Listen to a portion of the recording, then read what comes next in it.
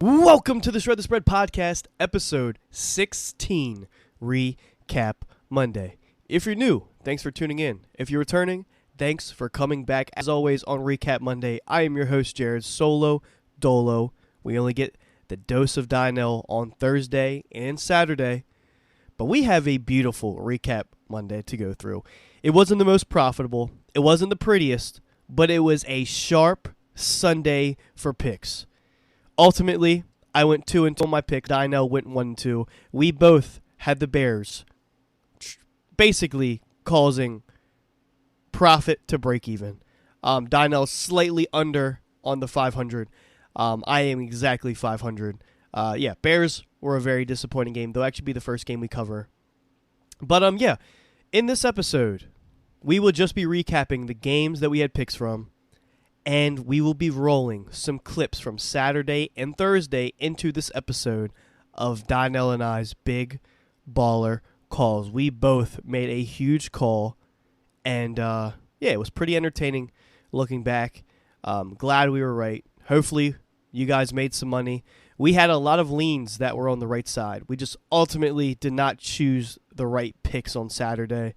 Chargers +7 was one that luckily I loaded up on because it just felt like the right side, prime time, Jimmy Garoppolo in prime time. But we'll get into it. So, let's hop right into the first game. The Detroit Lions traveled to Chicago and handled their business against the Chicago Bears. Unfortunately, having the Bears, Dynel and myself both having that, -2.5 was kind of a heartbreaker considering that they let up 21 points in the fourth quarter to the Detroit Lions. What are we doing? We're having another incredible Justin Fields game and throw it away due to piss-poor defense. Obviously, Justin Fields had that turnover, which gave them 6 points. But nonetheless, he did have an incredible day. From the Detroit side, Jared Goff, 19 of 26, 236 yards and a touchdown. Jamal Williams, the main back, 16 carries for 59 yards and a touchdown. We also saw DeAndre Swift get into the end zone. Amon-Ra St. Brown, the bread and butter of this offense, 10 receptions, 119 yards. No touchdowns, but obviously huge contributor to this game. Jeff Okudah had an incredible pick from the Lions defense, but this was another Justin Fields incredible day. 12 of 20 in the air, 167 yards, 2 touchdowns, and that 1 interception. But he did have 13 carries for 147 yards and 2 touchdowns. He did break off a touchdown run for like 60-something yards right after that fumble 6 or pick 6, whatever the heck it was.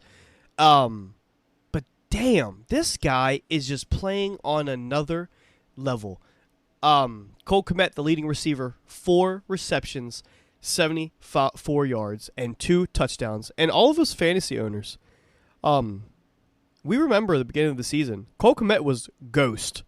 Didn't show up on the stat sheet. Sometimes you didn't even know if he was playing or not. You know, he was one of the probably top 10 tight ends you were drafting. And, ultimately you were having to go to these secondary scrubs and just hoping that they were getting a catch or two just to get some points. Cole Kmet seems to have found a chemistry with Justin Fields and turning into his main guy, which is good to see. But, letting up 21 points in the fourth quarter is always going to be difficult to cover a 2.5-point spread. So ultimately, we were on the wrong side at the end, but throughout the game, this just looked like the Chicago Bears' dominating performance. They let up 21 points in the fourth quarter, and they lose by 1 point. So, tough loss.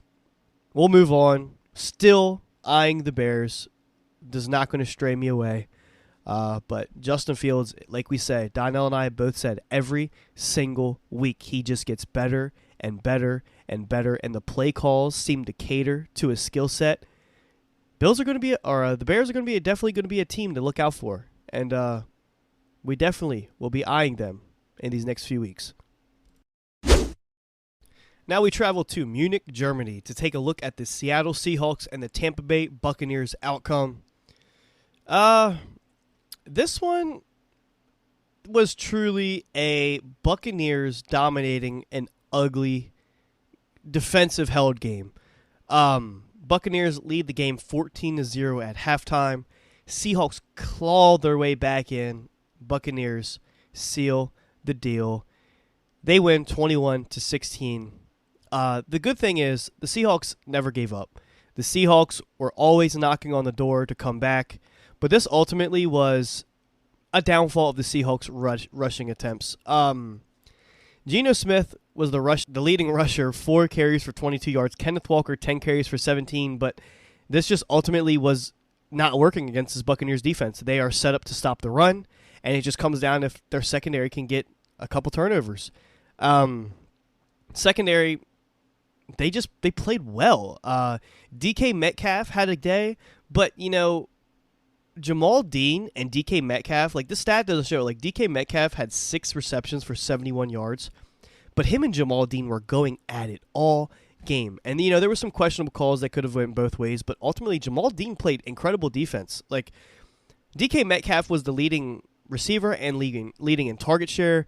He was held to 71 yards and 0 touchdowns. So, as big and physical as a receiver as he is, Jamal Dean does a job. Kenneth Walker, the second leading receiver with 6 receptions for 55 yards. He was basically the dump-off machine because they were just not letting anything deep. He did find Tyler Lockett times for 42 yards and a touchdown. And at the end of the game on 4th down, he made a miraculous back foot pass, running to the left type of pass to Marquise Goodwin. Dove, catch it in the back corner of the end zone, keeping the game alive. But ultimately, this was just Tom Brady controlling the game, and they ran the ball exceptionally well. The Buccaneers, believe it or not, ran the ball 38 times between their 3 halfbacks, and they ran for about 165 yards. Rachaad White, the leading carrier, 22 carries for 105 yards. Leonard Fournette, 14 carries for 57 yards and a touchdown. Tom Brady, 22 of 29, 258 yards, 2 touchdowns, and almost 400 pass attempts since his last one, has thrown an interception. He was leading third and second on the completions without an interception. He was 2 or 3 passes away from breaking Aaron Rodgers' record, but ultimately came short. But I guarantee you, he'd rather win the game than break that record. Chris Godwin, the leading receivers, was 71 yards, 6 receptions, and a touchdown. Julio Jones also turned back the clock, had a 30-yard touchdown to start the game off. This was an entertaining game. It was a competitive game. You never really thought the Seahawks were out of it, even though you could always tell that the Buccaneers gained ground and they had a strong control on this game. But the Seahawks never went away. They had that 4th quarter interception. They went down and ultimately scored a touchdown, and they just came up short. Obviously, we had the Seahawks +3, so we did just fall short of that. But this is the one you just have to take on the chin. Seahawks still a very good team. We would not be straying away whatsoever. We're going to see if Vegas adjusts the lines a little bit to Geno Smith and the Seahawks, but they're always going to be a team that we have to look at because they're never out. They have a semi-explosive offense, and this was just a result of them not being able to get Kenneth Walker going. There's not many dominant defensive fronts like the Tampa Bay Buccaneers, so we'll just have to pick our spots accordingly going forward. That takes us to our next game, the New Orleans Saints traveling to Pittsburgh, where this was one of my better sharp calls this week. The Saints were defeated 20-10. Andy Dalton for the Saints, 17 of 27, 174 yards, 1 touchdown, but 2 interceptions. Alvin Kamara, 8 rushes for 26 yards. Juwan Johnson, the leading receiver, with 5 receptions for 44 yards and a touchdown. Kenny Pickett, 18 of 30, not the most efficient, but no interceptions, no touchdowns. 18 of 30, 199 yards. Najee Harris, 20 carries for 99 yards. Kenny Pickett, 8 carries for 51 yards and a touchdown. And George Pickens on the ground had a very solid carry, got into the end zone for his first rushing touchdown. Deontay Johnson was the leading receiver with 4 receptions for 63 yards. What a day. Levi Wallace had an interception. DeMonte KZ had an interception. I mean, this was just a great game for the Steelers defense. They shut down the Saints. They shut down Kamara. You know, this was one of the fingers I pointed. I said, why are the Saints 1.5 point road favorites? It just doesn't make sense. They haven't proven it. They're not as dominant as a team. Alvin Kamara has been, he's been cruising lately, but TJ Watt is back. He's knocking at the door. He's going to make life living hell for that offense, and he did just that.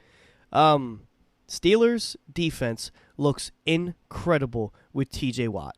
He may not always get to the quarterback, but he will make his presence felt on that line. When you try to rush the ball, try to get to the outside, he is always going to cause havoc, and that's exactly what he did. Steelers definitely welcome back TJ Watt because that played a huge part into them winning this game. This clip of Dynel is from episode 14, Preview Thursday. Bold prediction. You know what?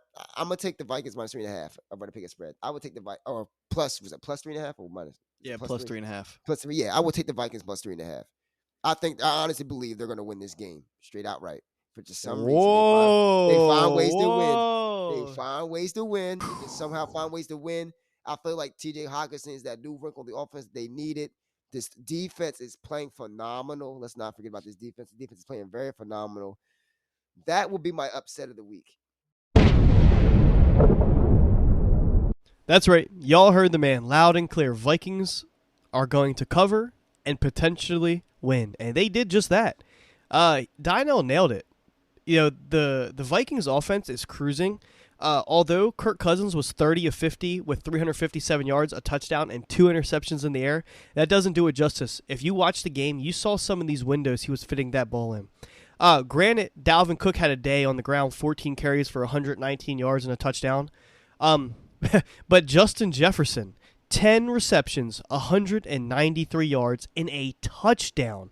If you saw some of these receptions this guy was making, then you know what I would be saying when I say he may have given Odell a run for one of the greatest one-hand, fingertip, strength catches. I mean, this guy really, with 3 or 4 fingers, ripped it out of the defender's arm, secured it against his body, and went to the ground in a contested catch. 4th and 18, game on the line, and he caught it. That just was another hurtful play to watch, just knowing that the Eagles passed on Justin Jefferson to draft Jalen Reagor. Justin Jefferson is an incredible player, and he proves it day in and day out. And, now that TJ Hockenson is in this offense, it's opening him up a little bit more. On the Bills side, Josh Allen did play this game. Wasn't his cleanest game. He did have another sloppy second half.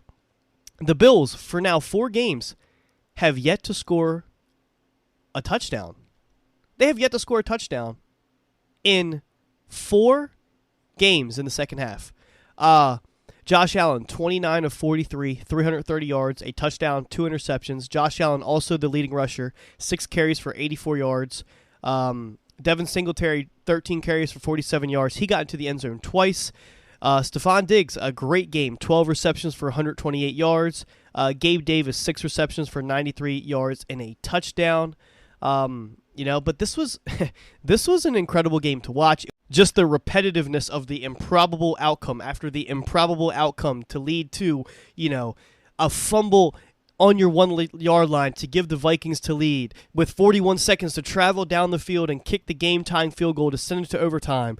To stop Kirk Cousins, they kick a field goal to cruise all the way downfield with no problem, and then ultimately Josh Allen throwing that heartbreaking interception in the red zone. You can definitely see he was frustrated.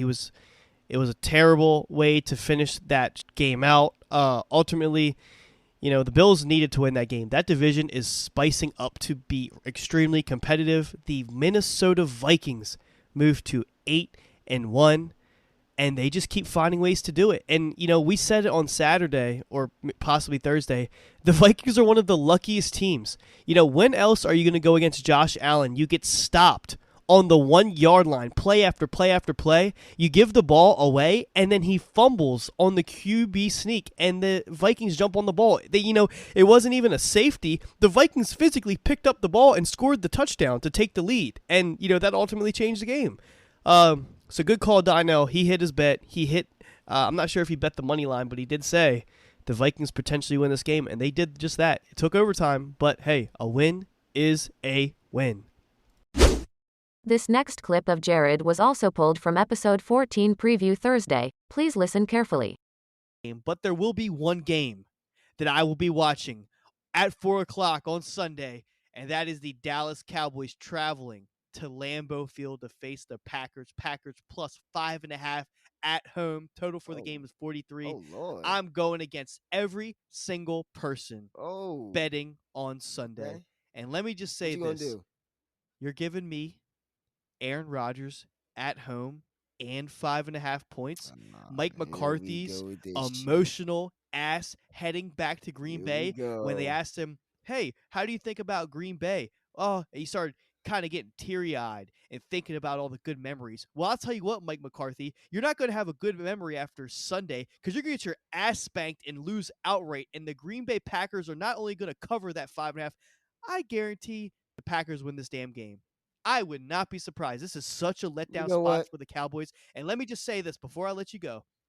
Number one, I don't even have to look at it. I know the public is hammering this Cowboys minus 5.5. Oh, let me get it before it goes to 6. Oh, let me get it before it goes. Fuck that. Number two, this will be the first. This will be the first button that everybody clicks for their money line parlays. And on top of that, this will be the first button that everybody clicks for their teasers this week. Do not get sucked into the trap. This is where Vegas makes their money. They could lose every other single public side this week, and there will be so much money, so many tickets on the Cowboys, and when the Cowboys don't cover and potentially lose this game, don't come back to me on Monday and say, damn, you were right, because I told you so. And I'm just going to lay that out there right now.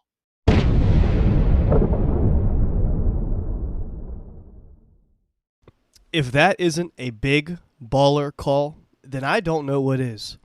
91% of the bets, 86% of the money, last time I looked, were on the Dallas Cowboys. Why? The 5.5 point spread opened up for the week. I think it closed at 4, okay? So there was more money coming in on the Packers that was adjusting this line. But, in reality, when you see 5.5 point for a favorite that has been dominating, it's such a trap. Everybody thinks we have to get this before it goes to 6. It's going to move to 6. Okay, well, why is this line moving down? Oh, shit. You're telling me Aaron Rodgers has a chance to win this game? Obviously, Aaron Rodgers always has a chance to win any game. He's Aaron Rodgers, okay? And when you have that Green Bay defense that is actually playing competent defense, they have a chance in every single game. Me and Dino were talking about this. We were breaking down the stats and say, dude, the Packers almost had 200 more yards of offense, almost 150 more passing yards. They were just doing everything better on the stat sheet. Like I said, they left 3 touchdowns in the red zone off the board because of 2 interceptions, and then I think they went for it on 4th and didn't get it or whatever the hell happened. But, the Packers left 21 points off the boards against the Lions, and they lost 15-9. They would have won 30-15. That's the difference. You can't always look at the score in the NFL because, realistically, every team is a good team beyond the numbers. But you have to just look at the stats and say, hey, what was the real story of this game? When is Aaron Rodgers going to throw 3 interceptions again? He's not. And he proved it. The dude went out there, and although he didn't have to throw the ball 40 times because they finally got the rushing offense going, Aaron Rodgers was 14 of 20, 224 yards, 3 touchdowns, and 0 interceptions. Aaron Jones and A.J. Dillon, 24 carries, 138 yards, and a touchdown for Aaron Jones. 13 carries, 65 yards for A.J. Dillon. And then we had Christian Watson, the big step-up receiver this week. 4 receptions, 107 yards, 3 touchdowns. Sammy Watkins got involved. Alan Lazard got involved. Aaron Jones out of the backfield. I mean, dude, this team was just flying around. Jonathan Ford had 2 interceptions. for the defense. I mean, what else can you ask for? You go over to the Cowboys. Dak Prescott, 27 of 46, 265 yards, 3 touchdowns, but 2 interceptions. Tony Pollard. My God, does this rushing defense look 10 times better without Ezekiel Elliott? And I keep saying it. Tony Pollard, 22 carries for 115 yards and a touchdown. Even Malik Davis, 5 carries for 38 yards. Great. CeeDee Lamb, 11 receptions for 150 yards and 2 touchdowns. Dalton Schultz had a game. Michael Gallup, solid game. Tony Pollard out of the backfield. I mean, you just couldn't ask for a better performance from the Packers. They handled their business. They were never out of the game. They outscored the Cowboys 14-0 in the fourth quarter and then won in overtime. Like, the Cowboys got the ball to start overtime, and the Packers stopped them. And by no means is this I'm riding the Packers every single week because I got them right. No, you have to take your spots with this team. You have to pick and choose your spots. This was a prime example of buying the Packers low and selling the Cowboys high. When else are we going to get Aaron Rodgers at home? And at the time, on Thursday, I said 5.5. On Saturday, I picked them at 5, and they ended up closing on Sunday at 4. So, obviously, a lot of the sharp money started flickering in on the Packers later in the week, right before up to game time. And it just shows, when else are you have to bet the spot. This was one that I would not forgive myself if I didn't bet it, because we may never see Aaron Rodgers at home getting 5.5 points ever again in his career, until he obviously has no arms and legs anymore. So that brings us to the Monday night NFC East divisional showdown. The Washington Commanders are traveling to Philly to face on the undefeated Philadelphia Eagles.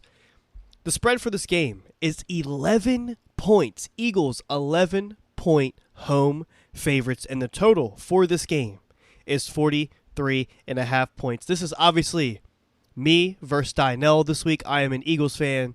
Dynell is a Commanders fan. Dynell will actually be at the game. I am still 50-50 on whether or not I will make it up there. However, me and Dynell have a gentleman's agreement. We will not be taking a side on this game on the podcast. However, there are 2 player props that I will be wagering on in this game, and I do like both sides. Number 1, a Commanders prop, Taylor Heinicke, over 10.5 rushing yards. This seems extremely low, considering this guy's a gamer. This Eagles pass rush is going to get to him. He's going to have to scramble outside of the pocket, and I could see him, making a couple solid rushes. He's a pretty athletic quarterback, and me and Donnell say on this podcast all the time, Taylor Heinicke is not only a quarterback, he is a football player, and football players make plays. So I think this pass rush gets to him. I think he gets outside the pocket. Easily see him getting over 10.5 rushing yards. If I had to guess, I think this line should be closer to 16. So we are getting about 6 rushing yards of value, and I'll take that all day. So that's the first prop, Taylor Heinicke over 10.5 rushing yards. And the other prop that I'm going to be on, I'm going to take one from each side. I'm going to take Jalen Hurts under half an interception, minus 120. So we're getting extremely good value. Jalen Hurts only has 2 interceptions this year. And one of those interceptions was off Kenny Gainwell. I can't remember if he turned and bumped the ball up or it slipped out of his hands. But Gainwell's miscatch led to 1 interception. So, Jalen Hurts truly has 1 interception on the year. And the Commanders' defense has only forced 3 interceptions. So, Jalen Hurts has been taking care of the ball. It's prime time. The Commanders trade away one of their best corners to the Steelers, I believe, at the trade deadline. So, yeah. We're going to see a very solid game from Jalen Hurts. I'm not going to go over the bar just because me and Donnell are going head-to-head, and I'm not trying to get any bad karma. But the second player prop is Jalen Hurts, under half an interception for minus 120. But that's going to do it for us. Recap Monday. Me and Donnell both hit our big baller calls. You can follow the podcast on Twitter at @ShredTheSpread_. We are putting out more content on TikTok, so you can follow us on TikTok at @ShredTheSpread. We're trying to put a little bit more highlights from the podcast. We are not going to put our podcast picks just because we do want to reward our listeners on the podcast for actually listening through and bearing with us through the episode and getting our picks. Yeah, but me and Donna will be back on Thursday for Preview Thursday. As always, I'm your host, Jared. Thanks for listening. This has been episode 16 already. Recap Monday. We see you guys on Thursday. Thanks for listening.